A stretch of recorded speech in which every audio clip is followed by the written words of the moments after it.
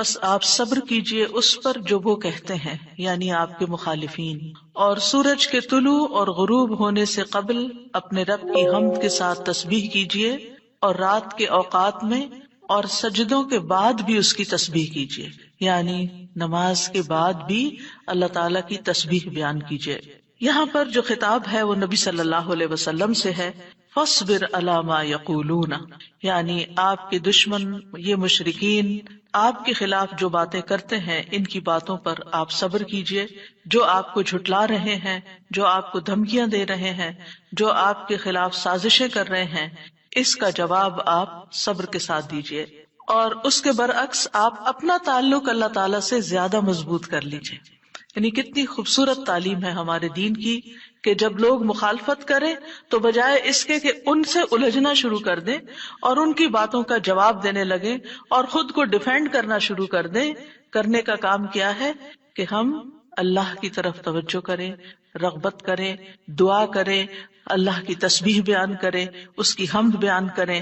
اسی لیے آگے فرمایا وَسَبِّحْ بِحَمْدِ رَبِّكَ، اور اپنے رب کی حمد کے ساتھ اس کی تسبیح بیان کریں، یعنی اللہ سبحانہ تعالیٰ کو ان باتوں سے پاک قرار دیں جو باتیں یہ مشرکین اللہ سبحانہ تعالیٰ سے منسوب کرتے ہیں، اور اس کے ساتھ ساتھ اللہ سبحانہ تعالیٰ کی شان بلند کریں، اس کی تعریف بیان کریں، اس کی ایسی صفات بیان کریں جو اس کے شایان شان ہیں، اور یہ نفی اور اس بات دونوں مل کر اللہ کے کمال کو ثابت کرتے ہیں۔ اور یہاں تسبیح سے مراد یا تو ظاہری تسبیح ہے یعنی اللہ تعالیٰ کی پاکی بیان کرنا، یا پھر اس سے مراد نماز ہے، یعنی جب لوگوں کی باتیں تکلیف دے تو آپ اللہ سے نماز کے ذریعے مدد مانگیں، فاستعینوا بالصبر والصلاۃ۔ اور پھر قبل طلوع الشمس سے مراد فجر کی نماز جو سورج طلوع ہونے سے پہلے ہوتی ہے، اور قبل الغروب سے مراد ظہر اور عصر کی نمازیں ہیں۔ وَمِنَ اللَّيْلِ فَسَبِّحْهُ، اس سے مراد رات کی نماز یعنی عشاء اور تہجد کی نماز ہے، اور مغرب بھی رات کا ہی ایک حصہ ہو جاتا ہے کیونکہ سورج غروب ہو چکا ہوتا ہے۔ یعنی ان تمام احوال میں اللہ تعالیٰ کی تسبیح بیان کریں، اور تسبیح سے مراد یعنی سورج کے طلوع ہونے اور غروب ہونے سے پہلے جو تسبیحات ہمیں بتائی گئی ہیں وہ پڑھیں، اور اگر اس سے مراد نماز ہے تو پھر اس سے مراد نماز میں اللہ کا ذکر، اور اس کے علاوہ وَأَدْبَارَ السُّجُودِ، اور سجدوں کے بعد بھی۔ ایک معنی اس کا یہ ہے کہ نماز کے بعد کی تسبیحات کا اہتمام کیا جائے۔ بہت سے لوگوں کو دیکھا گیا وہ نماز پڑھتے بس اٹھ جاتے ہیں، تسبیح نہیں کرتے، جبکہ یہاں اللہ سبحانہ وتعالیٰ خاص طور پر حکم دے رہے ہیں کہ نماز کے بعد تسبیح بیٹھ کر کرنی چاہیے، یہ نماز کے بعد کا ذکر ہے۔ مجاہد ابن عباس سے روایت کرتے ہیں کہ اللہ تعالیٰ نے آپ صلی اللہ علیہ وسلم کو تمام نمازوں کے بعد تسبیح پڑھنے کا حکم دیا ہے، اور وہ اس آیت کی تشریح کر رہے تھے وَإِدْبَارَ السُّجُودِ کی۔ مجاہد کہتے ہیں اس سے مراد فرض نماز کے بعد تسبیح کرنا۔ تو یہ نوٹ کر لیجئے کہ ساری نماز مکمل کرنے کے بعد نہیں بلکہ فرض نماز پڑھنے کے بعد تسبیح کریں۔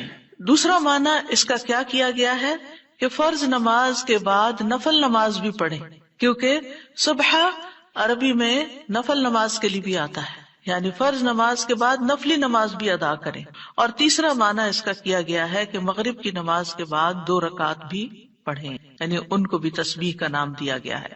اسی طرح سورۃ الطور میں اللہ تعالیٰ فرماتے ہیں وَاصْبِرْ لِحُكْمِ رَبِّكَ فَإِنَّكَ بِأَعْيُنِنَا وَسَبِّحْ بِحَمْدِ رَبِّكَ حِينَ تَقُومُ وَمِنَ اللَّيْلِ فَسَبِّحْهُ وَإِدْبَارَ النُّجُومِ۔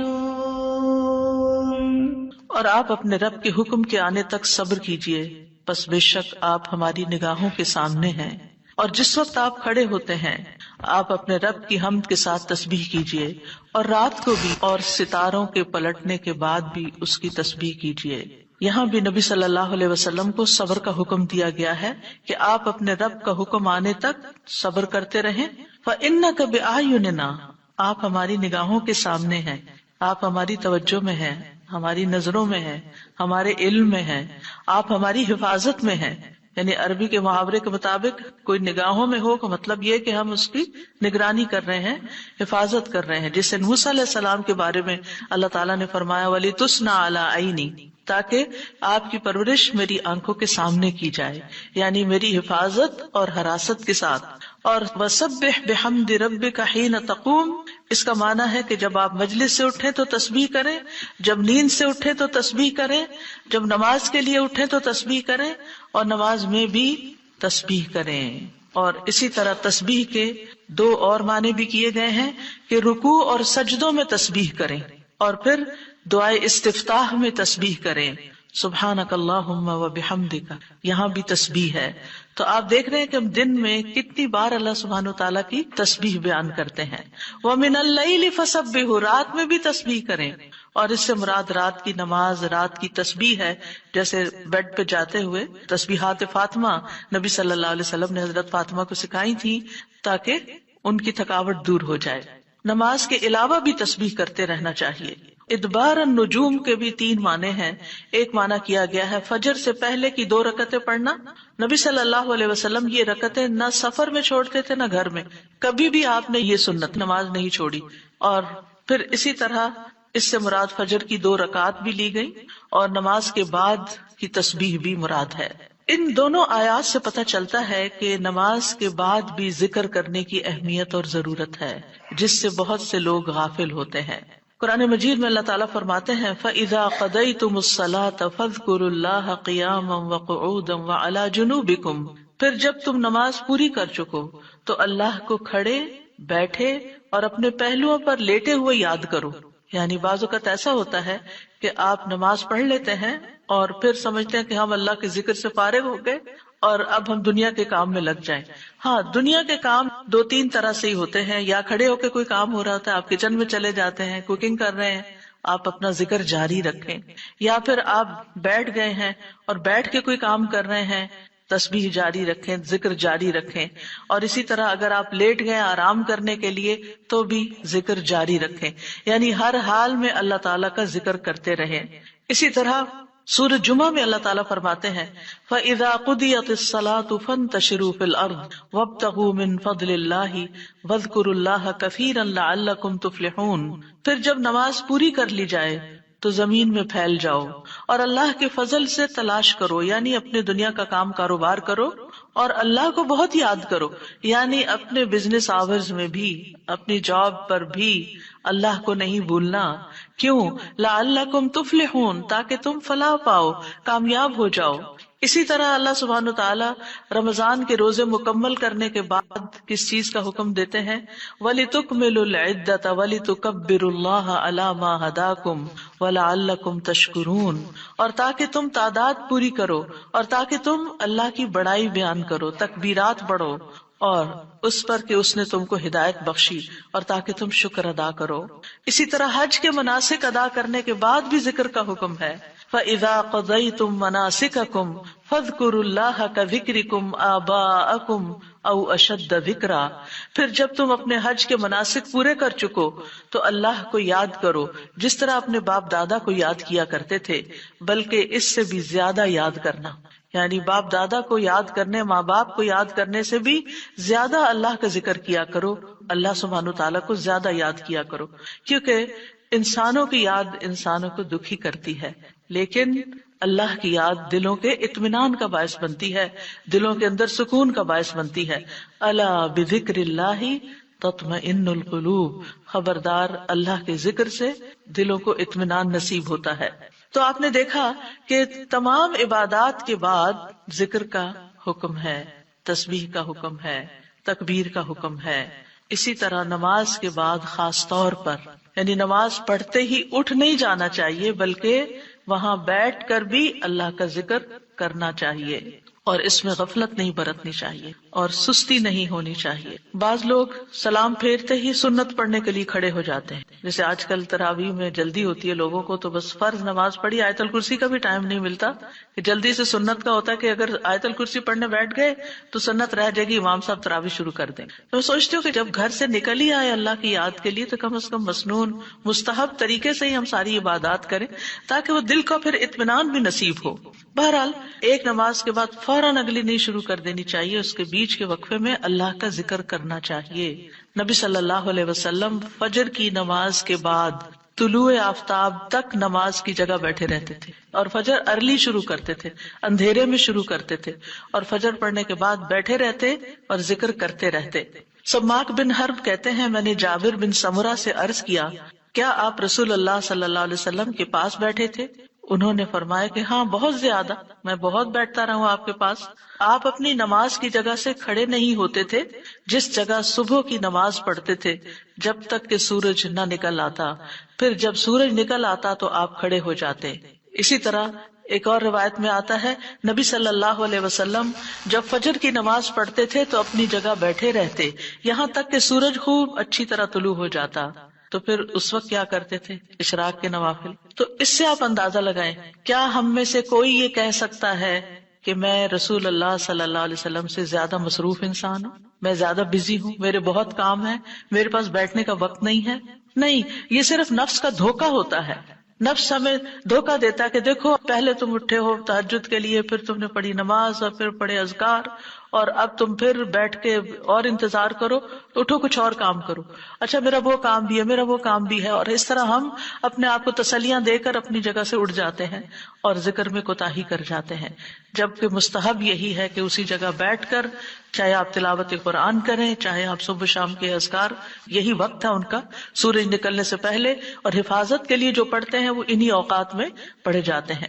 لہٰذا اس وقت آپ وہ بھی پڑھ سکتے ہیں، آپ تسبیحات کر سکتے ہیں، آپ کوئی بھی اور ذکر، آپ قرآن مجید کا مطالعہ کر سکتے ہیں، تفسیر کی کوئی کتاب پڑھ سکتے ہیں، کوئی تفسیر کا لیکچر سن سکتے ہیں، اپنی تجوید درست کر سکتے ہیں، یعنی کہ کوئی سبق یاد کر سکتے ہیں، یعنی کوئی بھی چیز ذکر کی قسم کی آپ اس وقت میں تسلی کے ساتھ کر سکتے ہیں تاکہ یہ سنت پوری ہو جائے، کیونکہ اس کا اجر و ثواب بہت ہے۔ جو شخص اسی جگہ بیٹھا رہے اور پھر نفل پڑھ کے اشراق کے اٹھے تو اس کو حج عمرے کا ثواب ملتا ہے۔ نبی صلی اللہ علیہ وسلم نے صحابہ کو نماز کے بعد کے اذکار سکھائے۔ ابن تیمیہ رحمہ اللہ کہتے ہیں کہ نبی صلی اللہ علیہ وسلم جب لوگوں کو نماز پڑھاتے تھے تو آپ سلام پھیرنے کے بعد دعا نہیں کرتے تھے، اور نہ صحابہ ایسا کرتے تھے، نہ صبح کی نماز میں، نہ عصر کی نماز میں، نہ دیگر نمازوں میں، بلکہ آپ سے ثابت ہے کہ آپ اپنا چہرہ اصحاب کی طرف کر لیتے، یعنی پلٹ کے واپس بیٹھ جاتے، اللہ کا ذکر کرتے اور ان کو سکھاتے تھے۔ یعنی اذکار اور دعا میں تھوڑا سا فرق ہے، دعائیں زیادہ سے زیادہ سلام پھیرنے سے پہلے کر لیتے تھے، اور جو اذکار ہوتے تھے جیسے تسبیحات ہیں یا صبح شام کے اذکار ہیں یا باقی اذکار ہیں وہ بعد میں کر لیتے تھے، جیسے لا الہ الا اللہ وحدہ لا شریک لہ، اور اسی طرح دیگر اذکار جو ہیں۔ اور سلام پھیرنے کے بعد اللہ کا ذکر کرنا یعنی زیادہ مستحب ہے، اگرچہ دعا بھی کر سکتے ہیں، یعنی منع نہیں ہے۔ بعض علماء یہ کہتے ہیں کہ نبی صلی اللہ علیہ وسلم نے جو دبر الصلاۃ کا لفظ استعمال کیا نماز کے پیچھے، تو اس سے مراد نماز کے بعد بھی ہے۔ حضرت عائشہ کہتی ہیں کہ نماز کے بعد کے اذکار شیشے کو صاف کرنے کے بعد اس کو چمکانے کی طرح ہے، یعنی نماز میں آپ نے اپنی صفائی کر لی اور اب بعد کے اذکار کے جو آپ کو اور زیادہ چمکا رہے ہیں۔ نماز نور ہے، یہ دل کو صاف کر دیتی ہے، دل کو روشن کر دیتی ہے، جیسے کہ شیشے کو صاف کیا جاتا ہے، اور نماز کے بعد ذکر کرنا ایسا ہے جیسا کہ شیشے کو چمکایا جاتا ہے۔ فرشتے بھی دعائیں کرتے ہیں۔ رسول اللہ صلی اللہ علیہ وسلم نے فرمایا، جب تک تم اپنے مصلی پر جہاں تم نے نماز پڑھی تھی بیٹھے رہو اور ریاح خارج نہ کرو، گیس پاس نہ کرو، تو فرشتے تم پر برابر درود بھیجتے رہتے ہیں۔ یعنی اگر کوئی شخص فجر کی نماز پڑھ کے اپنے وضو کی حالت میں سورج نکلنے تک بیٹھا رہتا ہے تو آپ اپنے لیے بھی ذکر کر رہے ہیں اور فرشتے بھی آپ کے لیے دعائیں کر رہے ہیں۔ کیا دعا کرتے ہیں؟ اللہم اغفر لہ، اللہم ارحمہ، اے اللہ اس کی مغفرت فرما، اے اللہ اس پر رحم فرما۔ اور یہ اس وقت تک ہوتا رہتا ہے جب تک وہ وضو توڑ کر فرشتوں کو تکلیف نہ پہنچائے، یعنی جب گیس پاس ہوتی ہے اور اس کی اسمیل سے پھر فرشتوں کو تکلیف ہوتی ہے، تو فرشتے جو ہیں وہ پیاز کی اسمیل اور لہسن کی اور جسم سے نکلنے والے، اگر پسینہ بہت آ رہا ہے اور کپڑے نہیں آپ تبدیل کرتے، رات کے کپڑوں میں اٹھ کے نماز شروع کر دیتے ہیں اور وہ اسمیلی کپڑے ہوتے ہیں، تو اس سے فرشتے آپ سے دور رہتے ہیں۔ اور اسی طرح اگر یعنی خوراک میں کوئی ایسی چیز ہے کہ آپ کی گیس میں بہت اسمیل ہے تو یہ چیز بھی فرشتوں کو تکلیف دیتی ہے اگر آپ مصلی پر بیٹھے ہیں یا آپ ذکر کی حالت میں ہیں۔ پھر اس وقت ذکر کرنا جو ہے اولاد اسماعیل سے غلام آزاد کرنے سے افضل عمل ہے، خاص طور پر اگر ہم لا الہ الا اللہ وحدہ لا شریک لہ والی تسبیح پڑھتے ہیں۔ ابو امامہ سے مروی ہے، رسول اللہ صلی اللہ علیہ وسلم نے فرمایا، سورج طلوع ہونے تک میں بیٹھ کر اللہ تعالیٰ کا ذکر کروں، اس کی بڑائی، اس کی حمد و تسبیح اور تحلیل کروں، یہ مجھے اولاد اسماعیل میں سے 2 غلام آزاد کرنے سے زیادہ محبوب۔ یعنی اس وقت کا ذکر ایسا ہے جیسے آپ نے اتنا بڑا صدقہ بھی کر دیا۔ اسی طرح عصر کے بعد سورج غروب ہونے تک ذکر کرنا مجھے اولاد اسماعیل میں سے 4 غلام آزاد کرنے سے زیادہ محبوب ہے۔ یعنی عصر پڑھ کر بھی آپ مغرب تک ذکر کر سکتے ہیں، اگر عام دنوں میں نہیں تو آپ جمعے کے دن تو کر ہی سکتے ہیں، کیونکہ اس دن دعائیں قبول ہوتی ہیں۔ لیکن عموماً ہم اپنی غفلت اور سستی کی وجہ سے کوئی اور کام شروع کر دیتے ہیں، اور ہم ان قیمتی اوقات کی قدر نہیں کرتے، ہماری پرائرٹیز نہیں ہوتی۔ یعنی انسان کو جب پتہ چلتا ہے کہ یہ بزنس کا پیک آور ہے تو وہ کیا کرتا ہے؟ اس وقت کہیں اور سیر کو چلا جاتا ہے؟ نہیں، اس وقت وہ سارے کام چھوڑ کر اس کام کی طرف متوجہ ہو جاتا ہے جو اس کو سب سے زیادہ فائدہ دینے والا ہے۔ تو اسی طرح بعض سلف صالحین کہتے ہیں کہ ہم نے جمعے کے دن عصر کے بعد مغرب تک جو دعا کی ہماری قبول ہوئی۔ یعنی یہ قبولیت دعا کا خاص وقت ہوتا ہے، جیسے صبح کا وقت بکرتن نماز فجر سے لے کر سورج نکلنے تک کا ہے، بڑا ہی قیمتی وقت ہے ذکر اذکار کے لیے۔ اسی طرح عصر کی نماز سے لے کر مغرب تک کا وقت بھی بڑا ہی قیمتی ہے۔ تو اس میں آپ دیکھیے، خصوصاً آج کل آپ روزے سے ہیں، روزہ دار کی بھی دعا قبول ہوتی، اور اس میں بھی امت کے نیک لوگوں کا طریقہ یہی رہا ہے کہ وہ روزہ کھلنے سے پہلے سارے کام چھوڑ دیتے تھے اور ذکر اذکار میں مصروف ہو جاتے تھے، دعائیں کرنے میں مصروف ہو جاتے تھے۔ تو آپ بھی اپنے لیے کچھ پلان اس طرح کریں کہ جمعے کا دن اور ہم کم از کم رمضان کا مہینہ عصر کا وقت جو ہے اس سے پہلے اپنے کام ختم کر کے مصلی پہ بیٹھے یا کرسی پہ بیٹھے، یا لیٹنا چاہتے تو لیٹ جائیں، کیونکہ پہلی آیت یہی بتائی گئی تھی کہ آپ کھڑے یا بیٹھے یا لیٹے ہر حال میں اللہ کا ذکر کر سکتے ہیں۔ الذین یذکرون اللہ قیاما وقعودا وعلی جنوبہم، وہ جو اللہ کا ذکر کرتے ہیں کھڑے، بیٹھے اور لیٹے، جس بھی پوزیشن میں آپ کرنا چاہیں آپ ذکر کر سکتے ہیں، اور اس میں تسبیح کیجئے، حمد و ثنا کیجئے اللہ تعالیٰ کی، اور دعائیں مانگیے۔ اور الحمدللہ ہمارے پاس کتابوں کی شکل میں دعاؤں کا اتنا پیارا ذخیرہ ہے، جو مسنون اوتھینٹک دعائیں قرآن و سنت سے ہم نے جمع کی ہیں۔ اگر زبانی یاد ہے تو بہت ہی اچھا کہ دل لگا کے زبانی پڑھے، اور اگر زبانی یاد نہیں تو ان کو کھول لیجئے اور پڑھنا شروع کر دیجئے، اور صرف پڑھتے نہ جائیں۔ اس وقت کوئی قرات کا وقت نہیں ہے، یہ مانگنے کا وقت ہے۔ دیکھ دیکھ کر اس طرح پڑھیں دعا کو جیسے آپ مانگ رہے ہیں اللہ تعالیٰ سے، تو انشاءاللہ آپ کے دین، دنیا، آخرت کے سارے مسائل حل ہوں گے، اور ایک پرامن پرسکون زندگی بسر کریں گے اگر ان اوقات کی آپ قدر کر لیں۔ کیونکہ جو قبولیت کے اوقات ہیں ان کو گنوانا نہیں چاہیے، ان کو ہاتھ سے جانے نہیں دینا چاہیے۔ آپ صبح فجر کے وقت مثلا اگر رمضان میں ہر روز 1 سپارہ پڑھتے ہیں، آدھا سپارہ فجر کے بعد پڑھ لیں، آدھا سپارہ عصر کے بعد پڑھ لیں، تو اس طرح بیلنس بھی ہو جائے گا، آپ کا دل نہیں گھبرا، کیونکہ ہمارا نفس جو ہے نا وہ اتنا آزاد منشا کہ وہ کہیں ایک جگہ بیٹھنے کی قید قبول نہیں کرتا، وہ بار بار ہمیں کہتا ہے اچھا فون چیک کر لو، اچھا وہ کر لو، وہ کر لو، اور توجہ یکسوئی سے ہمیں ذکر اذکار نہیں کرنے دیتا۔ تو اس کو ٹیم کرنے میں، اس کو ڈسپلن کرنے میں وقت لگے گا، لیکن ونس ایک دفعہ آپ عادی ہو گئے، آپ نے اس گھوڑے کو قابو کر لیا، آپ نے اس کو بٹھا لیا، جیسے بچے کو بٹھانے میں مشکل ہوتی، لیکن جب بیٹھ جاتے پھر بیٹھ جاتے ہیں، تو پھر انشاءاللہ آپ دیکھیں گے کہ آپ کے لیے یہ گھڑیاں بڑی پر لذت ہو جائیں گی، آپ ان گھڑیوں کو انجوائے کریں گے، آپ کا اور زیادہ دل چاہے گا کہ کاش یہ اور لمبی ہو جائیں۔ اچھا روزہ کھل گیا، اوہ ابھی تو میرا یہ بھی اور یہ بھی ٹارگٹ پورا نہیں ہوا۔ پھر اسی طرح یہ ہے کہ رسول اللہ صلی اللہ علیہ وسلم نے فرمایا، جو شخص فجر کی نماز جماعت کے ساتھ پڑھنے کے بعد بیٹھ کر اللہ کا ذکر کرتا رہے یہاں تک کہ سورج نکل آئے، پھر 2 رکعتیں پڑھے، اس کے لیے 1 حج اور عمرے کا ثواب ہے۔ انس فرماتے ہیں پھر رسول اللہ صلی اللہ علیہ وسلم نے 3 بار فرمایا، پورا پورا پورا، یعنی پورا ثواب حج عمرے کا، پورا ثواب حج عمرے کا، پورا ثواب۔ یعنی آپ سوچئے کہ حج عمرہ کرنا کوئی آسان کام ہے؟ مشکل کام ہے، جس میں مال بھی انوالو ہے، آپ کے ایفرٹ بھی، آپ کا گھر چھوڑنا بھی، سب کچھ۔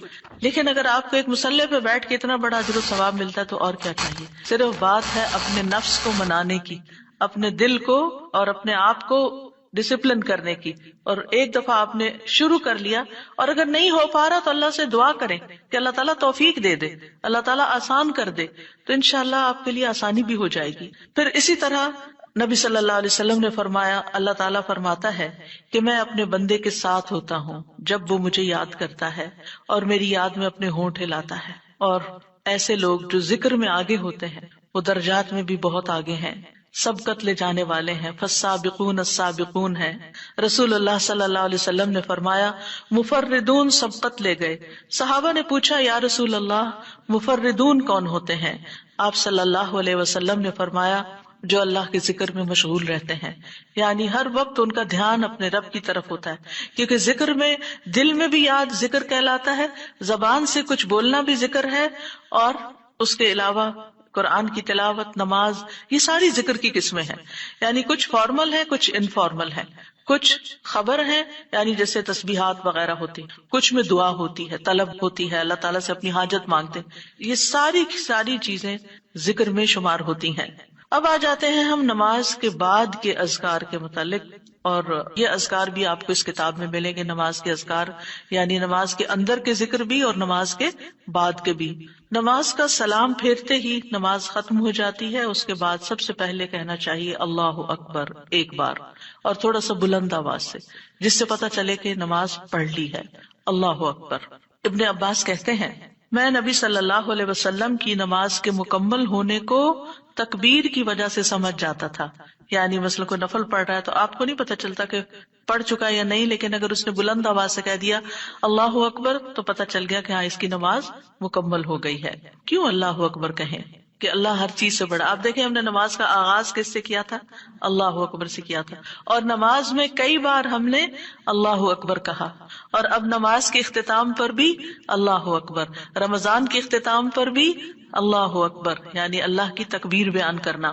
اللہ سبحانہ وتعالیٰ قرآن مجید میں فرماتے ہیں اتل ما اوحی الیک من الکتاب واقم الصلاۃ ان الصلاۃ تنہی عن الفحشاء والمنکر ولذکر اللہ اکبر واللہ یعلم ما تصنعون۔ کتاب میں سے جو آپ کی طرف وحی کیا گیا ہے اس کی تلاوت کیجیے اور نماز قائم کیجیے، بے شک نماز بے حیائی اور برائی سے روکتی ہے، اور یقیناً اللہ کا ذکر تو سب سے بڑی چیز ہے، اور اللہ کو معلوم ہے جو کچھ تم کرتے ہو۔ تو اللہ کا ذکر سب سے بڑی چیز، اور اس ذکر میں اللہ کو سب سے بڑا قرار دینا سب سے بڑی چیز۔ اور نبی صلی اللہ علیہ وسلم اور پھر صحابہ کا طریقہ بھی یہی تھا کہ آپ فرض نمازوں کے بعد ذکر کرتے اور آوازیں بلند کرتے، یعنی نماز کے بعد کا ذکر جو ہے اس میں آواز اونچی ہوتی ہے۔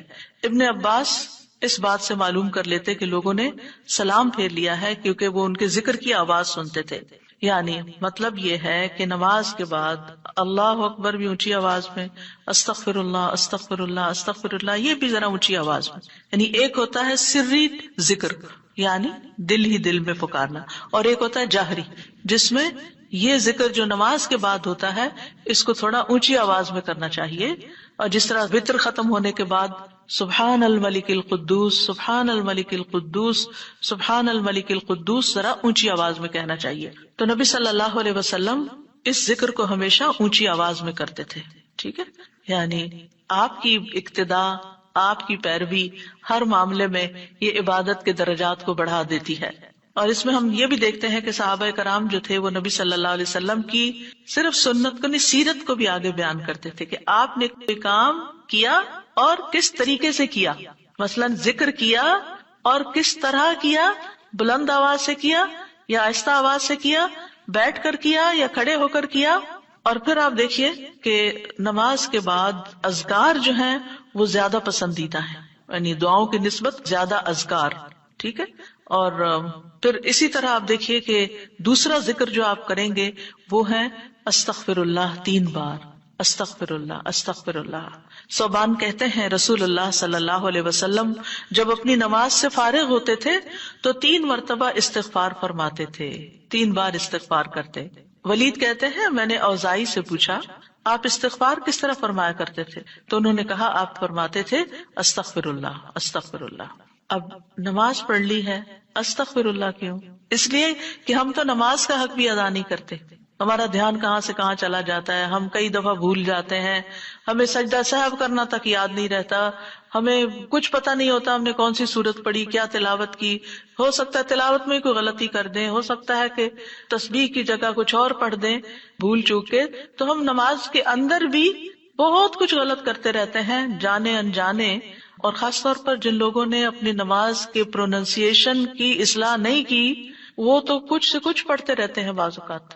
یعنی پروننسیشن صحیح نہ ہونا جو ہے وہ الفاظ کے مطلب کو ہی بدل دیتا ہے. اس لیے پہلی پرائرٹی میں کوئی ایسا ٹیچر ڈھونڈیے کہ جو آپ کی نماز سن کے اس کا پروننسیشن آپ کو ٹھیک کر دے.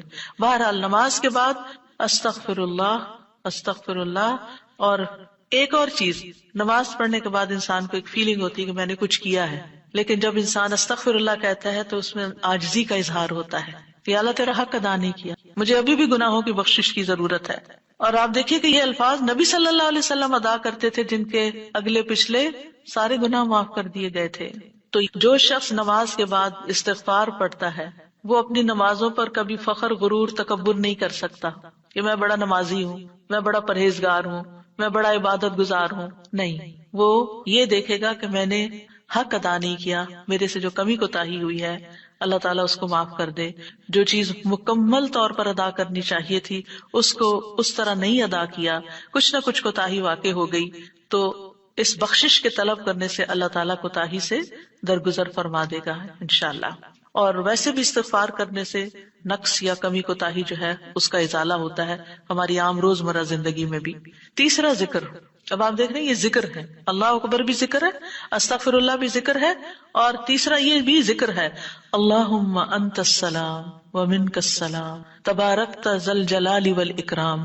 اے اللہ تو سراپا سلامتی ہے اور تجھی سے سلامتی حاصل ہوتی ہے، تو بڑی برکتوں والا ہے اے جلال و اکرام والے. یعنی استغفار کے بعد پھر فوراً بعد اللہ تعالیٰ کی تعریف اور یہ ذکر. السلام جو ہے یہ اللہ تعالیٰ کے ناموں میں سے ایک نام ہے جس کا مطلب یہ ہے کہ اللہ تعالیٰ ہر طرح کی آفات سے، عیبوں سے، ہر طرح کے نقص سے سلامت ہے. کوئی چیز اس کو نقصان نہیں دے سکتی، نہ لوگوں کی باتیں جو اللہ تعالیٰ کے خلاف کرتے ہیں، یا لوگوں کے گمان، یا لوگوں کی نافرمانیاں اور گناہ اور عبادت نہ کرنا، اللہ کا حکم نہ ماننا. اللہ تعالیٰ کو کوئی چیز نقصان نہیں دیتی، وہ سلامت ہے، اس کو کسی کی ضرورت ہی نہیں ہے. یہ جو کچھ ہم کرتے ہیں، ذکر ہو عبادت ہو، یہ اپنے ہی فائدے کے لیے کرتے ہیں، اللہ تعالیٰ پر کچھ احسان نہیں ہے. تو ہم یہ کہتے ہیں اللہم انت السلام کہ اللہ تعالیٰ آپ سراسر سلامتی ہیں اور آپ کا ہر فعل جو ہے وہ ظلم سے سلامت ہے، پاک ہے، ہر شر سے پاک ہے. آپ کی تقدیر، آپ کے فیصلے، ہر چیز سلامتی پر مبنی ہے. ومنک السلام، سلامتی تیری ہی طرف سے آتی ہے، یعنی تو ہی سلامتی دیتا ہے یا تو ہی سلامتی کو روک لیتا ہے. سلامتی کا مالک بھی تو ہی ہے، تو سلامت رکھے تو ہم سلامت ہیں. تو یہ تعلق اللہ تعالیٰ سے انسان اپنا ظاہر کرتا ہے کہ انسان اپنے رب کے بارے میں کیا سمجھتا ہے. تبارکتا، تبارکتا کا لفظ برکت سے ہے جس کا مطلب ہوتا ہے کثرت سے کسی چیز کا بڑھنا اور قائم رہنا، یعنی تیری خیرات و برکات بہت زیادہ ہیں. ذل جلال والاکرام، اے عزت اور جلال والے. جلال کا مطلب ہے عظمت، بڑائی، اور اکرام کا مطلب ہے احسان. یعنی تو اپنے بندوں کو عزت و اکرام دیتا ہے، اپنے رسولوں کو، اپنے انبیاء کو اور اپنے صالح بندوں کو تو ہی عزت اور اکرام اور برکتیں عطا کرتا ہے. ساری نعمتیں تیری ہی طرف سے ہیں. اور یہ کتنا خوبصورت ذکر ہے جو ہم ہر نماز کے بعد کرتے ہیں، یا جو نہیں کر رہے انہیں لازماً کرنا چاہیے کہ اللہ سبحانہ وتعالیٰ سے ہم اپنے اچھے گمان کا اظہار کرتے ہیں اور ایک طرح سے انڈائریکٹلی سلامتی اور برکت طلب بھی کرتے ہیں. آپ دیکھیے عموماً ہم جب کسی چیز کے اندر فائدہ دیکھتے ہیں تو ہم خیر اس سے وابستہ کر لیتے ہیں، یہ ہے تو کام ہوگا، یہ نہیں تو کام ہی نہیں ہوگا. مثلاً آپ کوئی قلم خریدتے ہیں اور اس سے لکھنا شروع کرتے ہیں اور آپ کو اچھا لگتا ہے، یا آپ اس سے جو لکھنا چاہتے تھے آرٹیکل یا کوئی چیز یا نوٹس اپنے تو بڑے اچھے لکھ پاتے ہیں، تو آپ کہنے لگتے ہیں یہ قلم بڑا مبارک ہے. ٹھیک ہے بھائی، قلم اچھا ہے، فائدہ دے رہا ہے آپ کو، لیکن اصل تو اللہ نے آپ کے لیے یہ وسیلہ بنایا کہ اس نے آپ تک یہ پہنچایا. تو اصل برکت اور خیر اور سلامتی کا منبع اللہ رب العزت کی ذات ہے. چیزوں کے ساتھ مت چمٹ جائیے اور ان پر اتنے ڈیپینڈنٹ نہ ہو جائیں کہ اللہ کو بھول جائیں. اور اللہ تعالیٰ کی نعمت اور اللہ تعالیٰ کا احسان یاد نہ کریں. تو اس لیے ہر نماز کے بعد ہم اس بات کا اقرار کرتے ہیں کہ ساری برکتیں تیری ذات سے ہیں یا رب، ساری سلامتی تیری طرف سے ہے یا رب، عزت اور اکرام تیری ہی طرف سے ہے یا رب، تو ہی جس کو چاہے اس پر احسان فرماتا ہے، لہٰذا ہم یہ سب کچھ تجھ سے ہی طلب کرتے ہیں. پھر آپ دیکھیے چوتھا ذکر ہے لا الہ الا اللہ وحدہ لا شریک لہ لہ الملک ولہ الحمد وہو علی کل شیء قدیر. یہ بھی آپ 3 بار پڑھ سکتے ہیں، یہ بھی ذکر ہے، یعنی 3 مرتبہ اللہ تعالیٰ کی توحید کا اقرار. مغیرہ بن شعبہ جو وحی کے کاتب تھے ان سے مروی ہے کہ معاویہ رضی اللہ عنہ نے مغیرہ کو لکھا کہ کوئی حدیث جو آپ نے رسول اللہ صلی اللہ علیہ وسلم سے سنی ہو وہ مجھے لکھ کر بھیجیں. راوی کہتے ہیں کہ مغیرہ رضی اللہ عنہ نے انہیں لکھا کہ میں نے آپ صلی اللہ علیہ وسلم سے سنا ہے آپ اپنی نماز سے فارغ ہونے کے بعد 3 مرتبہ یہ پڑھا کرتے تھے لا الہ الا اللہ وحدہ لا شریک لہ لہ الملک وَلَهُ الْحَمْدُ وَهُوَ عَلَى كُلِّ شَيْءٍ قَدِيرٌ. سب سے پہلے توحید کا اقرار کہ اللہ ایک ہے، وہی الہ ہے، وہی خالق ہے، مالک ہے، رب ہے، معبود ہے. پھر اس بات کا انکار کہ کوئی اس کا شریک ہو، لا شریک لہ. اور پھر لہ الملک، بادشاہت بھی اسی کی ہے، معبود بھی وہی ہے، بادشاہ بھی وہی ہے، اور ایسا بادشاہ ہے وَلَهُ الْحَمْدُ کہ اس کی تعریف ہے. دنیا کے بادشاہوں کا حشر ہوتا دیکھا ہے آپ نے، ان کے ساتھ کیا کیا جاتا ہے، لیکن اللہ سبحانہ وتعالیٰ کی بادشاہت پر کوئی آنچ نہیں آتی، کوئی اس کو ہلا نہیں سکتا، کوئی اس کو نقصان نہیں دے سکتا، کوئی اس پر باتیں نہیں بنا سکتا، کوئی اس کا نقص نہیں نکال سکتا کہ اللہ تعالیٰ نے آسمان میں یہ کیا چیز بنا دی، زمین میں کیا بنا دی. نہیں، وَلَهُ الْحَمْدُ، اسی کی ہے تعریف. یعنی ایسا بادشاہ کہ جو قابل تعریف ہے، اور ایسا بادشاہ کہ وَهُوَ عَلَى كُلِّ شَيْءٍ قَدِيرٌ. دنیا کے بادشاہ انتہائی بس لاچار ہوتے ہیں، ان کے ہاتھ میں کچھ نہیں ہوتا، وہ انسانوں کے محتاج ہوتے ہیں، انسانوں کی خدمت کے، انسانوں کی مدد کے، انسانوں کے مال کے محتاج ہوتے ہیں. یہ بادشاہت کیا بادشاہت ہے جس کی ساری ڈیپینڈنسی لوگوں کے اوپر ہے. تو اصل بادشاہت تو اللہ کی ہے کہ جو ہر چیز پر پوری قدرت رکھتا ہے. تو آپ اس احساس کے ساتھ اگر اللہ تعالیٰ کا یہ ذکر کرتے ہیں تو آپ کا دل ایک سکون سے بھر جائے گا، ایک خوشی سے بھر جائے گا کہ میں ایسی ہستی کو جانتی ہوں، ایسی ذات کو جانتی ہوں کہ جو اتنی خوبیوں کی مالک ہے. کیونکہ یہ انسان کی فطرت میں ہے، انسان کی نفسیات میں ہے کہ وہ کسی چیز کی تعریف کر کے خوش ہوتا ہے، اور عام طور پر ہم صرف سامنے نظر آنے والی چیزوں کی تعریف کر کر کے خوش ہوتے رہتے ہیں، اور تھوڑے دن کے بعد وہ بھی خراب ہو جاتی ہیں، وہ تعریف بھی ساتھ ہی چلی جاتی ہے. انسان ہے تو مر جاتے ہیں، ان کے اعمال ہے تو ختم ہو جاتے ہیں، اور کبھی وہ اچھے ہوتے ہیں اور پلٹ بھی جاتے ہیں. وہ کہاں گئی تعریفیں؟ جوان ہے تو بڑھاپے میں ساری تعریفیں چلی گئی، مالدار تھے تو غریب ہوئے تو ساری تعریفیں چلی گئی. اسی طرح علم ہے اور جنون لاحق ہو گیا تو ساری تعریفیں چلی گئیں، سب کچھ الٹ گیا. اور دنیا کے یہ سارے نظارے آپ نے دیکھے ہوں گے کہ جب ہر نعمت لوگوں پر الٹ جاتی. اسی لیے ہم دعا کرتے ہیں نا کہ اللہم انی اعوذ بک من زوال نعمتک، کہ اللہ نعمتوں کے زوال سے بچانا. یہ انتہائی تکلیف دہ چیز ہے، لیکن یہ ایک دنیا کا قانون ہے، یہ سب کچھ ہوتا ہے اور ہماری آنکھیں دیکھتی ہیں. لیکن اللہ سبحانہ وتعالی ان سب چیزوں سے پاک ہے، اس کو کوئی زوال نہیں اور اس کا کوئی کچھ بگاڑ نہیں سکتا، اور وہ ہر چیز پر پوری طرح قادر ہے، جو چاہے کر سکتا ہے، اور تعریف اسی کے لیے ہے. 5واں ذکر لا الہ الا اللہ وحدہ لا شریک لہ لہ الملک ولہ الحمد وہو علی کل شیء قدیر. اللہم لا مانع لما اعطیت ولا معطی لما منعت ولا ينفع ذا الجد منک الجد. اللہ کے سوا کوئی الہ نہیں، وہ اکیلا ہے، اس کا کوئی شریک نہیں، بادشاہت اسی کی ہے اور تمام تعریف اسی کے لیے ہے، اور وہ ہر چیز پر پوری طرح قدرت رکھنے والا ہے. اے اللہ، جو کچھ تو نے دیا ہے اسے کوئی روکنے والا نہیں، اور جو کچھ تو نے روک دیا اسے کوئی دینے والا نہیں، اور کسی مالدار کو تیری بارگاہ میں اس کا مال نفع نہیں پہنچا سکتا. ابتدا میں تو وہی اللہ کی توحید بیان ہوئی، اس کی بادشاہت اور اس کی حمد کا ذکر ہے اور اس کی قدرت کا ذکر ہے، اور اس کے بعد کہ جو اللہ نے دیا، جو وہ دینا چاہتا ہے اسے کوئی روک نہیں سکتا. یہاں بھی آپ دیکھیں مانگ کچھ نہیں رہی، یہ ذکر ہے، یہ دعا نہیں، یہ کیا ہے؟ ذکر ہے. اور جو کچھ تو نے روک دیا کوئی دے ہی نہیں سکتا، اور سارے ہی مالدار فقیر ہیں، اور خاص طور پر تیرے سامنے فقیر ہیں. یا ایھا الناس انتم الفقراء الی اللہ واللہ هو الغنی الحمید. اے لوگو تم سب اللہ کے فقیر ہو، اللہ کے محتاج ہو، اور اللہ ہی غنی، مالدار اور وہی قابل تعریف. واللہ هو الغنی الحمید. ٹھیک ہے. نبی صلی اللہ علیہ وسلم جب سلام پھیرتے تھے تو یہ دعا پڑھا کرتے تھے یا یہ ذکر کیا کرتے تھے. اور اس میں آپ دیکھیے کہ یہ جو عقیدہ ہے نا کہ اللہ روکے تو کوئی دے نہیں سکتا، یہ انسان کو بڑا اطمینان دے دے۔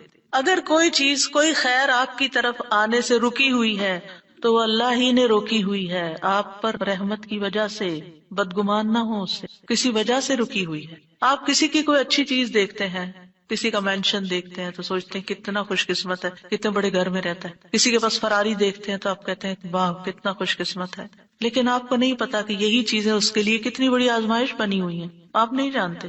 اور اگر اللہ نے آپ کو نہیں دی تو آپ کو بہت سے شر سے محفوظ رکھا۔ تو اللہ کا روکنا بھی خیر کا باعث ہوتا ہے۔ یہ سبق پکا کر لیں کہ جب اللہ تعالیٰ کوئی چیز نہیں دیتا یا دیر سے دیتا ہے یا روک لیتا ہے اور کوئی چارہ نہیں ہوتا، آپ کہتے ہیں میری کوئی دعا قبول نہیں ہو رہی، میرا کوئی طریقہ کام نہیں آ رہا، تو اس میں بھی کوئی خیر ہوتی ہے، کیونکہ جو اللہ نے مقدر میں لکھا ہے وہ پہنچ کے رہے گا۔ کوئی روک نہیں سکتا جو تو دے، اور کوئی دے نہیں سکتا جو تو روک لے، اور جسے اللہ نے آپ کے مقدر میں لکھا ہے وہ آپ تک آئے گا ہی آئے گا۔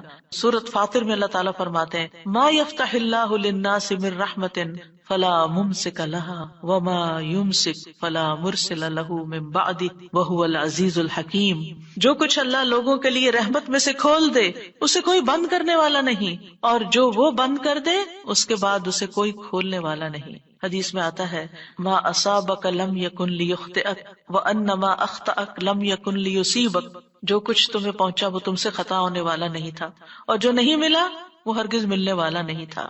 قرآن مجید میں سورۃ الرعد میں اللہ تعالیٰ فرماتے ہیں وَإِذَا أَرَادَ اللَّهُ بِقَوْمٍ سُوءًا فَلَا مَرَدَّ لَهُ۔ جب اللہ کسی قوم کے ساتھ برائی کا ارادہ کر لیتا ہے تو اس کو کوئی پھیرنے والا نہیں، کوئی سپر پاور اس ملک کی مدد نہیں کر سکتی اگر اللہ نے اس کے لیے جنگ کا فتنہ یا کسی اور طرح کی کوئی آزمائش لکھی ہے۔ یہ اللہ کے فیصلے ہوتے ہیں، یا اللہ نے کسی قوم کو تباہ کرنے کا فیصلہ کر لیا ہو تو کوئی اس کو روک نہیں سکتا۔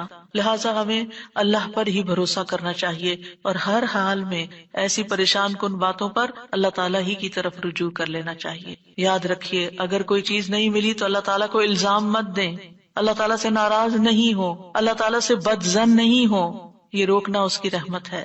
انسان اگر ان دو جملوں پر ایمان لے آئے تو پھر اس کا مکمل بھروسہ اللہ کی ذات پر ہو جائے گا۔ وہ رزق کے بارے میں اللہ پر ہی توکل کرے گا، نقصان کو دور کرنے اور بھلائی کو پانے کے لیے اللہ پر ہی بھروسہ کرے گا، وہ اللہ کو اپنے لیے کافی سمجھے گا۔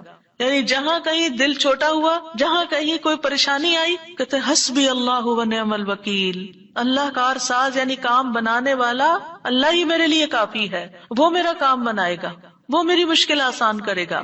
تو یہ توحید ربوبیت اور الوہیت پر مشتمل جملے ہیں۔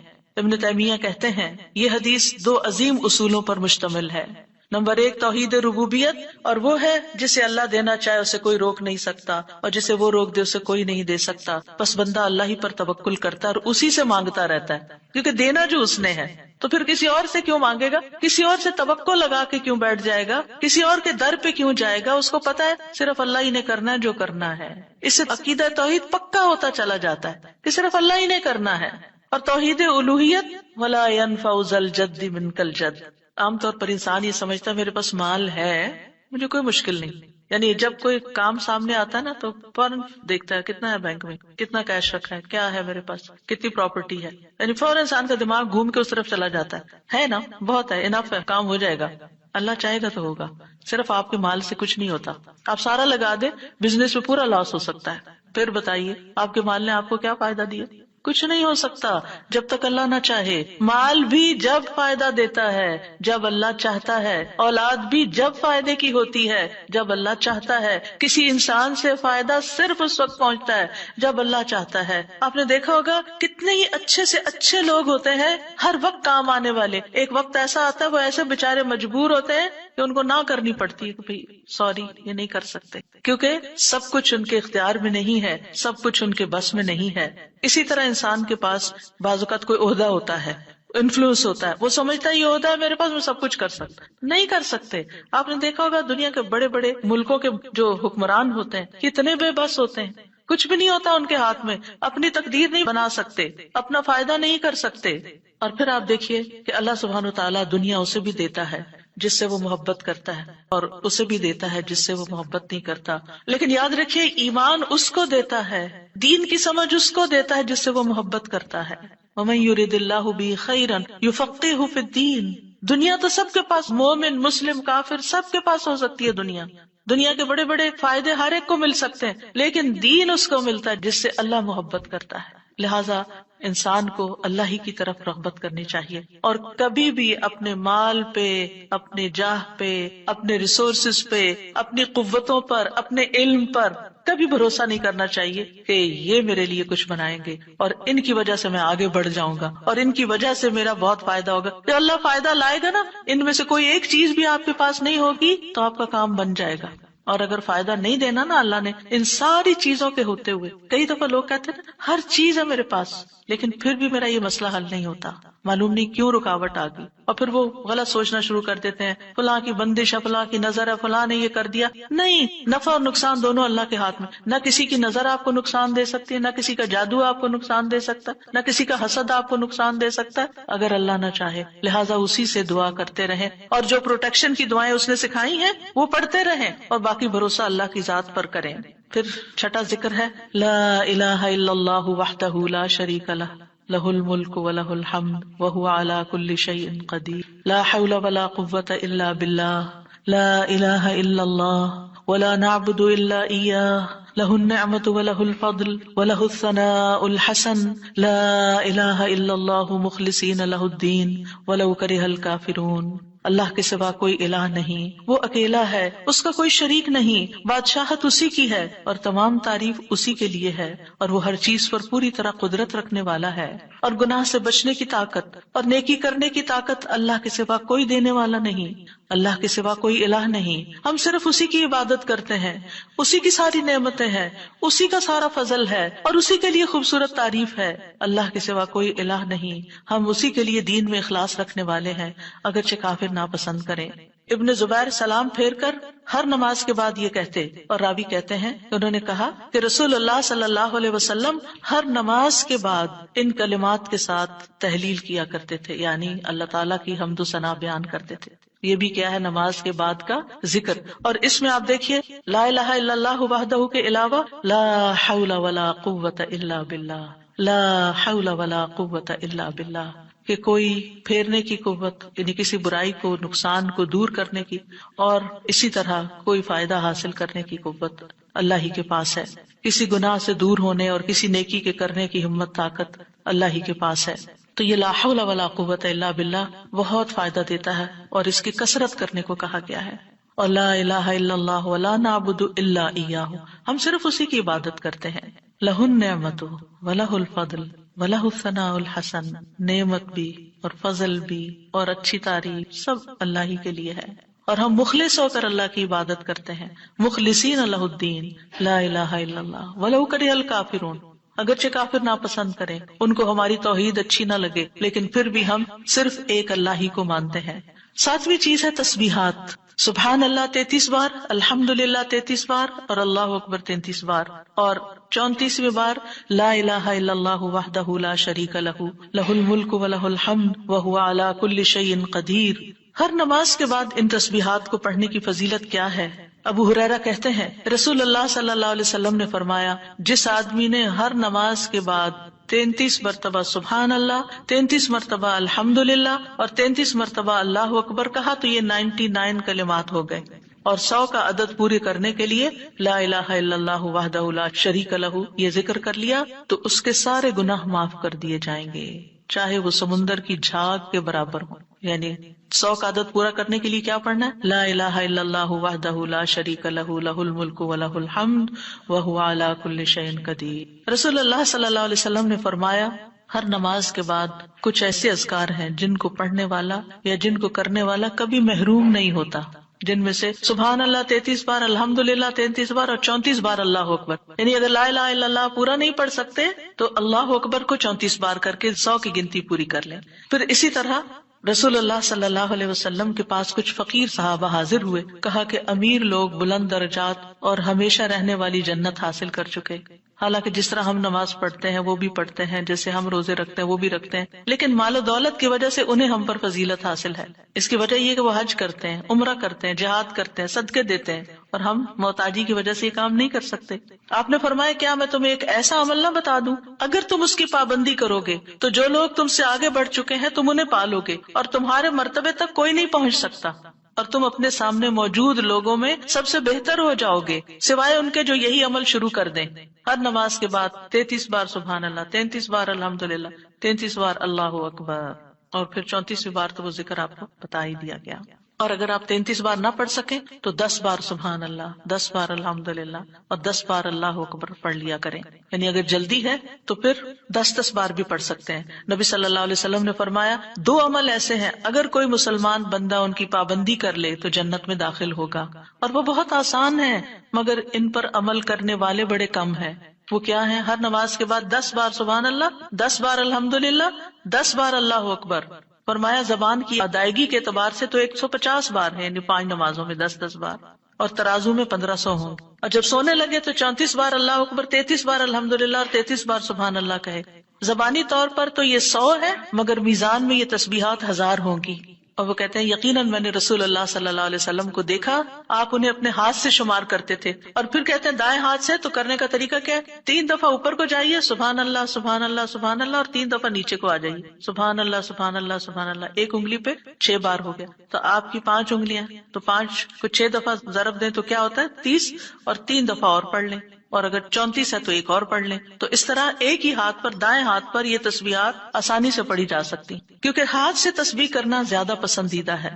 حضرت عبداللہ بن عمر کہتے ہیں میں نے رسول اللہ صلی اللہ علیہ وسلم کو دیکھا، آپ داہنے ہاتھ کی انگلیوں پر تسبیح کو شمار کرتے تھے، اور آپ نے صحابیات کو حکم دیا تھا کہ وہ اللہ کی تکبیر، تقدیس، تحلیل کی پابندی اختیار کریں اور اپنی انگلیوں پر شمار کریں، کیونکہ ان سے سوال ہوگا اور یہ بلوائی جائیں گی، قیامت کے دن ہاتھ بولیں گے۔ تو اگر ان پہ تسبیح آپ پڑھتے ہیں تو یہ بول کے بتائیں گے ہم تو اللہ کا ذکر کرتے رہے۔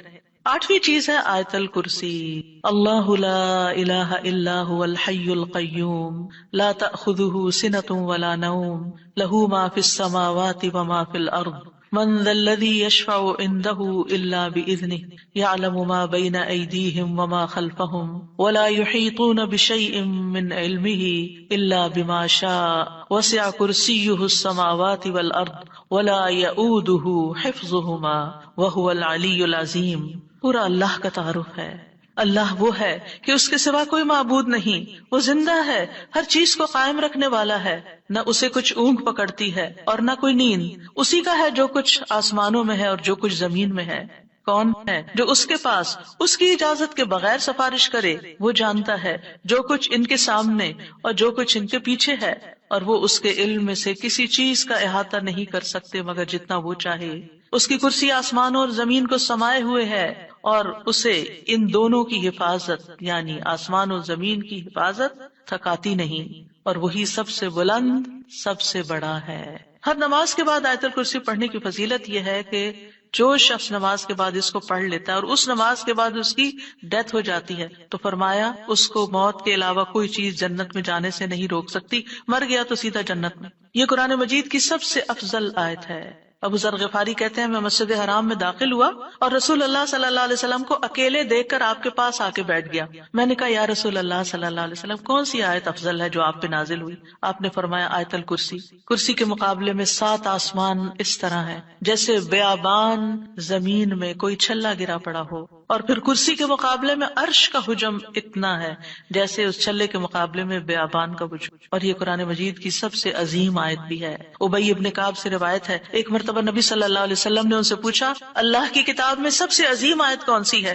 انہوں نے کہا اللہ اور اس کا رسول ہی زیادہ جانتے ہیں۔ آپ نے یہ سوال کئی مرتبہ دہرایا تو ابی ابن کعب نے کہا آیت الکرسی۔ یہ سن کر آپ نے فرمایا ابو المنذر تمہیں تمہارا علم مبارک ہو، اس ذات کی قسم جس کے ہاتھ میں میری جان ہے، عرش کے پائے کے پاس یہ اللہ بادشاہ کی پاکیزگی بیان کرتی ہوگی، اس کی ایک زبان اور 2 ہونٹ ہوں گے، یعنی جو لوگ اس پڑھیں گے وہ ان کے حق میں ایک طرح سے گواہ ہوگی۔ 9ویں چیز جو نماز کے بعد پڑھنی چاہیے وہ ہے معوذات، سورۃ الاخلاص، سورۃ الفلق، سورۃ الناس۔ پہلی سورت میں اللہ تعالیٰ کی توحید بیان ہوئی ہے، دوسری سورت میں انسان کو پناہ مانگنے کے لیے کہا گیا ہے کہہ دیجئے میں مخلوق کے رب کے پناہ پکڑتا ہوں اس چیز کے شر سے جو اس نے پیدا کی، اور اندھیری رات کے شر سے جب وہ چھا جائے، اور گرہوں میں پھونکنے والیوں کے شر سے، اور حسد کرنے والے کے شر سے جب وہ حسد کرے۔ انہی چیزوں کا خوف رہتا ہے نا، کوئی جادو کر دے گا، کوئی حسد کر لے گا۔ ہر نماز کے بعد پڑھیں گے، کس وقت وہ کرے گا؟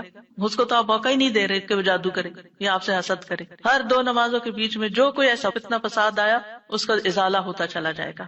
عقبہ بن عامر کہتے ہیں کہ رسول اللہ صلی اللہ علیہ وسلم نے مجھے حکم دیا تھا کہ میں ہر نماز کے بعد معوذات پڑھا کروں، یعنی یہ تینوں صورتیں پڑھا کروں۔ 10ویں چیز ہے رب اعنی علی ذکرک و شکرک و حسن عبادتک، اللہ کے ذکر، اس کے شکر اور اچھی عبادت پر اللہ کی مدد مانگنا۔ معاذ بن جبل کہتے ہیں کہ رسول اللہ صلی اللہ علیہ وسلم نے میرا ہاتھ پکڑا اور فرمایا اے معاذ، اللہ کی قسم میں تم سے محبت کرتا ہوں۔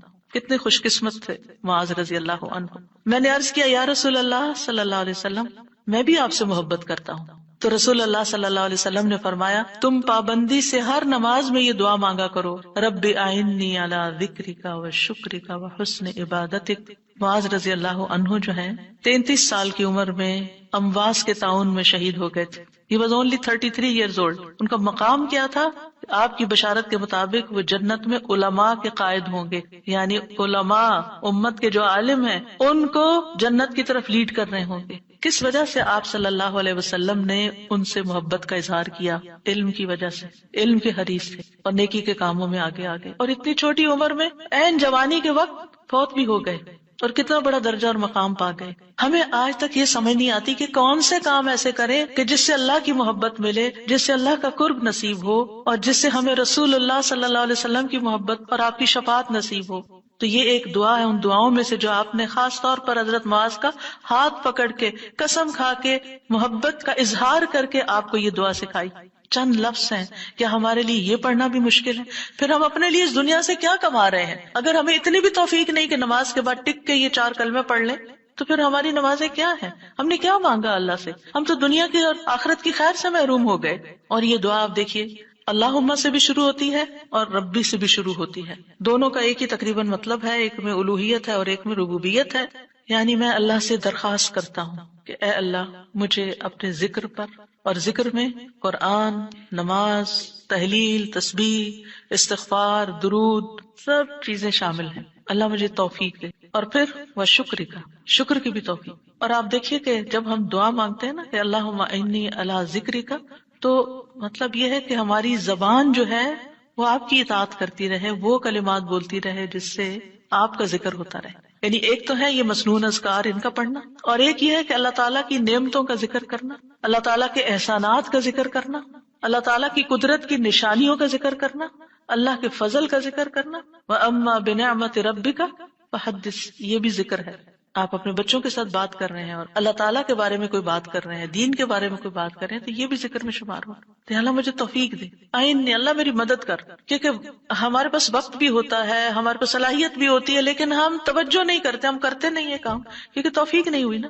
تو ہر نماز کے بعد چونکہ فرض کے بعد دعا قبول ہوتی ہے تو یہ دعا مانگنے کو کہا گیا، اور بعض کہتے ہیں اس کو سلام پھیرنے سے پہلے بھی پڑھ سکتے ہیں، جیسے ربی جعلنی پڑھتے ہیں، یا اور کل جو میں نے آپ کو دعائیں بتائی تھی آخر میں نماز کے اختتام پر سلام سے پہلے، وہ سب مسنون اذکار تھے، لیکن علماء نے اس کے علاوہ جیسے ربی جعلنی مقیم الصلاۃ، یہ نبی صلی اللہ علیہ وسلم نے نہیں سکھائی ہمیں کہ نماز کے بعد ضروری یہی پڑھی جائے، لیکن علماء نے کہا کہ جیسے اللہ کی حمد و ثنا ہوتی ہے تشہد میں، پھر اس کے بعد درود شریف ہے، اور پھر اس میں والدین اور اولاد دونوں کے لیے دعا ہے تو یہ پڑھ لیں۔ اس کے علاوہ جو چاہے قرآنی اور مسنون دعا یہاں بیٹھ کے پڑھیں، کیونکہ نماز کے اندر دعا مانگنا نماز کے بعد کی دعا سے افضل ہے، قبولیت کے زیادہ چانسز ہیں، جس سے اکثر لوگ غافل ہیں۔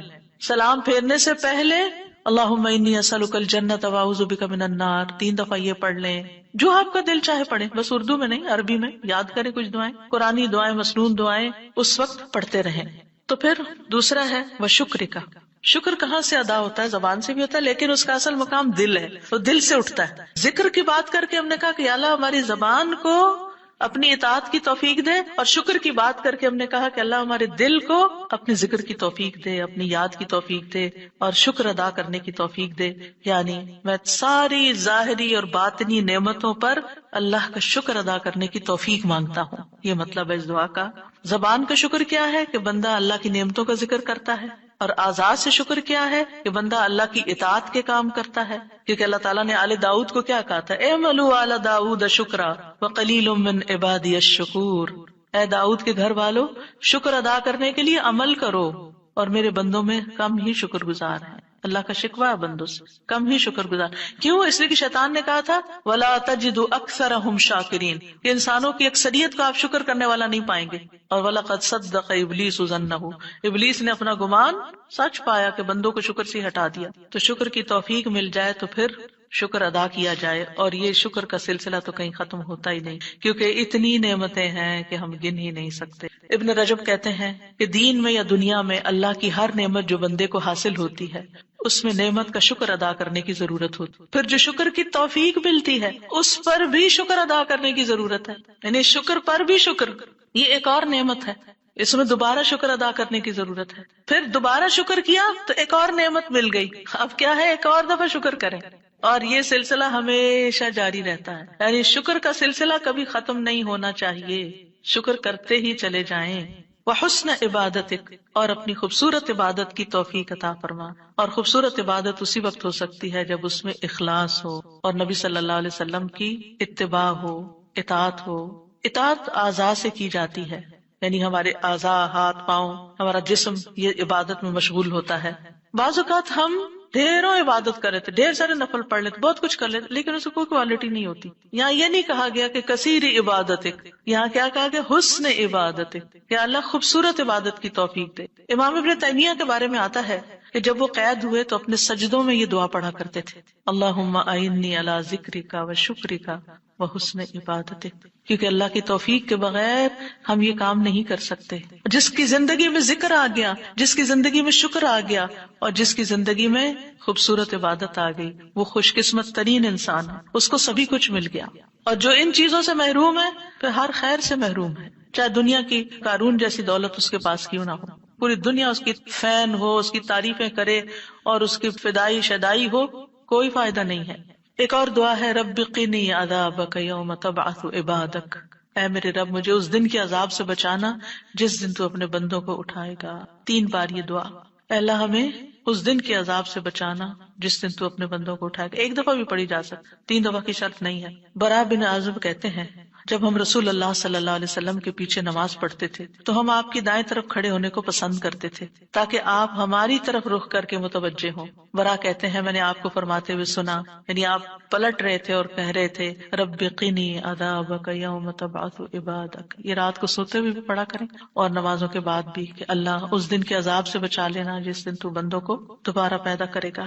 13 اللہم اغفر لی ما قدمت وما اخرت وما اسررت وما اعلنت وما اسرفت وما انت اعلم به منی انت المقدم وانت المؤخر لا الہ الا انت۔ اے اللہ میرے وہ گناہ بخش دے جو میں پہلے کر چکا، جو میں نے بعد میں کیے، اور جو چھپے ہوئے کیے اور جو ظاہر میں کیے، اور جو میں حد سے بڑھا رہا اور وہ جن سے تو مجھ سے زیادہ باخبر ہے۔ تو ہی نیکی اور خیر میں آگے کرنے والا اور پیچھے کرنے والا ہے، تیرے سوا کوئی معبود نہیں۔ نبی صلی اللہ علیہ وسلم سلام پھیرنے کے بعد یہ دعا پڑھا کرتے تھے، یعنی اس دعا کے بارے میں ثابت ہے کہ سلام کے بعد پڑھا کرتے تھے۔ تو اللہم اغفر لی ما قدمت، بات یہ ہے کہ جو نیک لوگوں کی نیکیاں ہوتی ہیں وہ مقربین کے گناہ شمار ہوتے ہیں، یعنی ان کا سٹینڈرڈ اور ہائی ہوتا ہے نا، ان کی کوالٹی اور اچھی ہوتی ہے۔ تو اس لیے نبی صلی اللہ علیہ وسلم کے گناہ کوئی نہیں تھے کہ جس کے لیے آپ بخشش مانگتے تھے، ایک تو ہمیں سکھانے کے لیے، اور دوسرا یہ ہے کہ نیکیوں میں سے جو کم درجے کی نیکیاں ان پر بھی۔ وما اخرت، اور جو عبادت مجھ سے تاخیر ہوئی، کوتاہی ہوئی، جو میں نے لیٹ کی، جس کا حق ادا نہیں کیا۔ وما اسررت، جو میں نے چھپایا، جو میرے دل میں وسوسے اور خیالات آئے، بعض اوقات نماز کے اندر وسوسے آنا شروع ہو جاتے ہیں، تو یا اللہ تو اس کو بھی معاف کر دے۔ وما اعلنت، اور جو میں نے ظاہراً کیے، یعنی وہ اقوال افعال جو سب کے سامنے، لوگوں کے سامنے کوئی بری مثال پیش کی، یعنی یہ نبی صلی اللہ علیہ وسلم کے نہیں، یہ ہمارے لیے ہے کہ ہم بعض اوقات ایسی بات کر جاتے ہیں، ایسا کام کر جاتے ہیں جو دوسروں کو پٹ آف کر دیتا ہے نیکی کے کاموں سے، یا ان کو دین سے ہٹا دیتا ہے، یا اور اسی طرح کی غلطیاں ہم کرتے ہیں۔ اور پھر آپ دیکھیے کہ نبی صلی اللہ علیہ وسلم کی ہمبلنس بھی اس سے پتہ چلتی کہ کتنے آپ ہمبل تھے، کہ سارا کچھ کر کے، بہترین عبادت کر کے پھر بخشش بھی مانگ رہے ہیں۔ اور پھر آپ دیکھیے کہ وما اسرفتُ، ہر معاملے میں ہم حد سے پار ہو جاتے ہیں، خوشی میں، غم میں، بے صبری میں، ہر چیز میں. تو اس کی بھی دعا ہے یہ کہ اللہ جہاں بھی میں حد لمٹ کراس کر رہا ہوں، اللہ مجھے وہ کراس کی ہوئی لمٹ کے آگے جو غلط کام کیا ہے مجھ سے تو وہ بھی معاف کر دے. اور وما انت عالم بہ منی، اور جو تو مجھ سے زیادہ جانتا ہے. یعنی خاص کے بعد عام کا بھی ذکر ہے، یعنی میں نے تو مانگ لیا جو مجھے سمجھ آتی تھی، اب اس کے علاوہ بھی جو کچھ ہے اس کو بھی آپ معاف کر دیجیے. اور پھر انت المقدم و انت المؤخر. دوسرے روایت میں انت المقدم والمؤخر بھی آتا ہے. جس کو تو چاہتا ہے آگے بڑھا دیتا ہے نیکی میں، جس کو تو چاہتا ہے پیچھے کر دیتا ہے. یعنی یہ نہ سوچیے کہ آج میں اگر نیکیوں میں آگے ہوں تو ہمیشہ ایسے ہی رہوں گی، ہمیشہ ڈرتے رہا کریں، پیچھے بھی ہو سکتے ہیں. تو یا اللہ تو مجھے آگے ہی رکھنا، مراد یہ ہے. اور اگر نبی صلی اللہ علیہ وسلم کے بارے میں ہے تو آپ کی نبوت سب سے آخر میں تھی، وہ ایک پازیٹیو سینس میں ہے، انت المقدم و انت المؤخر. اور پھر اسی طرح یہ ہے کہ قیامت کے دن سب سے پہلے آپ اٹھائے جائیں گے، حالانکہ دنیا میں آپ کی نبوت سب سے آخر میں تھی. تو یہ اللہ تعالیٰ کا فیصلہ ہوتا ہے، جس چیز پر وہ چاہتا ہے اپنے بندوں کو اتارتا ہے، جس کو چاہتا ہے آگے بڑھاتا ہے، جس کو چاہتا ہے عزت دیتا ہے، جس کو چاہتا ہے ذلت دیتا ہے. اور بندوں کے ایک دوسرے پر درجات ہیں. نمبر 14 سبحانک اللہم و بحمدک استغفرک و اتوب الیک. یہ مجلس کے اختتام پر بھی اور نماز کی دعاؤں کے اختتام پر بھی. پاک ہے تو اے اللہ، تیری ہی حمد ہے، میں تجھ سے بخشش مانگتا ہوں، تیری ہی طرف میں رجوع کرتا ہوں. یہ اچھے عمل پر مہر لگانے والے کلمات ہیں. حضرت عائشہ سے روایت ہے کہ رسول اللہ صلی اللہ علیہ وسلم جب کسی مجلس میں بیٹھتے یا نماز پڑھتے یا کچھ کلمات پڑھتے، حضرت عائشہ نے ان کے بارے میں پوچھا تو آپ نے فرمایا اگر کسی شخص نے اس مجلس میں اچھی باتیں کی ہوں تو یہ کلمات قیامت تک ان باتوں کے لیے مہر بن جائیں گے، اور اگر اس نے اس مجلس میں کوئی فضول بات کی ہے تو یہ اس کے لیے کفارہ بن جائیں گے. اور اس کے دیگر روایات بھی ہیں، یعنی دیگر طرق بھی ہیں اس دعا کے. اور پھر ایک اور دعا، رب اغفر لی وتب علی انک انت التواب الغفور. اے اللہ تو مجھے بخش دے اور میری توبہ قبول کر، بے شک تو بہت توبہ قبول کرنے والا، بہت بخشش فرمانے والا ہے. فجر اور مغرب کی نماز کے بعد کا خاص ذکر لا الہ الا اللہ وحدہ لا شریک لہ لہ الملک ولہ الحمد یحیی ویمیت وہو علی کل شیء قدیر. اللہ کے سوا کوئی الہ نہیں، وہ اکیلا ہے، اس کا کوئی شریک نہیں، بادشاہت اسی کی ہے، تمام تعریف اسی کے لیے ہے، اور وہ ہر چیز پر پوری قدرت رکھنے والا ہے. اور سلام کے بعد تشہد کی حالت میں اگر آپ بیٹھے بیٹھے یہ ذکر کرتے ہیں، یعنی مصلی سے اٹھنے سے پہلے یہ ذکر کرتے ہیں، تو نبی صلی اللہ علیہ وسلم نے فرمایا جس نے نماز مغرب اور صبح کی نماز کے بعد اتحیات میں اٹھنے سے پہلے اپنی ٹانگ کو دوہرا کیے ہوئے، یعنی جس پوزیشن میں آپ بیٹھے اسی پوزیشن میں بیٹھے بیٹھے 10 بار یہ ذکر کیا، اللہ تعالیٰ اس کے لیے 10 نیکیاں لکھ لیتا ہے، 10 گناہ اس سے دور کر دیتا ہے، 10 درجے اس کے بلند کر دیتا ہے. اس کے لیے ہر بری چیز سے حفاظت، شیطان مردود سے پناہ دینے والے یہ کلمات ہوتے ہیں. کوئی گناہ سوائے شرک کے اس کو نہیں پہنچتا، اور یہ اس روز عمل میں سب لوگوں سے افضل ہوتا ہے. یعنی صبح کے وقت اگر کوئی یہ پڑھ کے اٹھتا ہے مصلی سے تو یہ سب لوگوں سے افضل ہوتا ہے، سوائے اس شخص کے جس نے اس کے برابر یا اس سے زیادہ ان کلمات کو پڑھا ہو. اور ایک اور روایت میں ہے جو یہ 10 مرتبہ مغرب کے بعد پڑھے گا، اللہ اس کی حفاظت کے لیے اسلحہ بردار فرشتے بھیجے گا جو اس کی صبح تک شیطان سے حفاظت کریں گے. اللہ تعالیٰ سے دعا ہے کہ اللہ تعالیٰ ہمارے ان اعمال کو قبول کرے اور ہمیں اس ذکر کی توفیق دے. میں یہ پڑھتے ہوئے سوچ رہی تھی کہ جو شخص یہ ساری دعائیں پڑھے نماز کے بعد، اس کے پاس فضول کام کرنے کا کون سا وقت باقی بچے. وآخر دعوانا ان الحمد للہ رب العالمین. سبحانک اللہم و بحمدک اشہد ان لا الہ الا انت استغفرک و اتوب الیک. السلام علیکم و رحمۃ اللہ وبرکاتہ.